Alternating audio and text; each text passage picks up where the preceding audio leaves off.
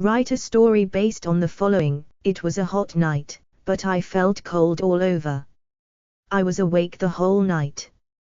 It was a hot night, but I felt cold all over. The next day would be my day of reckoning. It was the day when I would be either prove my manhood or die in the attempt.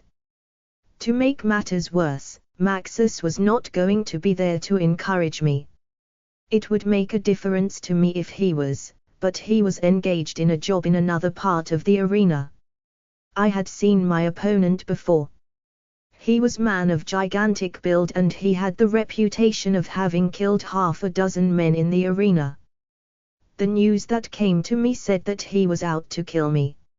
Caesar had promised to make him a free man if he could kill one more man in the ring. Such was the lot of the gladiators that though we were all slaves, we were enemies to each other. We became enemies because of our intention of staying alive and if possible of escaping.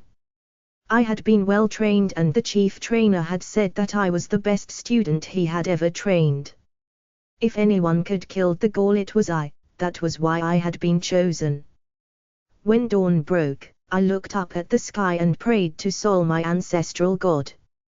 I asked him to give me the strength to stay alive and to go home to my wife and children. As soon as I finished my prayers, the master came in to give me last-minute advice. He told me to concentrate on the stomach of my opponent, that was his weakness. I was also warned to keep away from his grip. He had been known to grip his opponents to death by crushing their ribs. Before long, I found myself in the arena. My opponent and I circled each other. I was wary but my opponent was obviously full of confidence. He spat contemptuously on the floor. Then he rushed upon me. I darted away quickly. Then I caught him from behind. He threw me away as if I was an annoying child. As I lay on the ground he leapt, I rolled away and he landed flat on the ground. I leapt to my feet followed by my opponent. His nose was broken and he bled profusely. With a terrible scream he charged at me. I leapt into the air and landed a mighty kick on his stomach.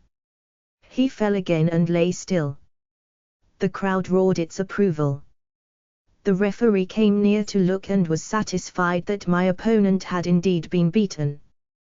Then I turned to bow to Caesar. He threw a dagger at my feet, a signal to finish off my opponent. I turned and saw him stirring. The crowd roared telling me to kill. I took the dagger and then threw it on the ground. I knew the consequences of disobeying Caesar, the archers would shoot me down. The crowd kept quiet at this point, waiting for Caesar's decision. But on this occasion, Caesar seemed to have been in a generous mood. He put up his hand to halt the archer from his duty. I bowed low and then went to help my opponent to his feet. Together we walked out of the arena, friends forever. I was surprised at what I saw. 2 teardrops were rolling slowly down his cheeks.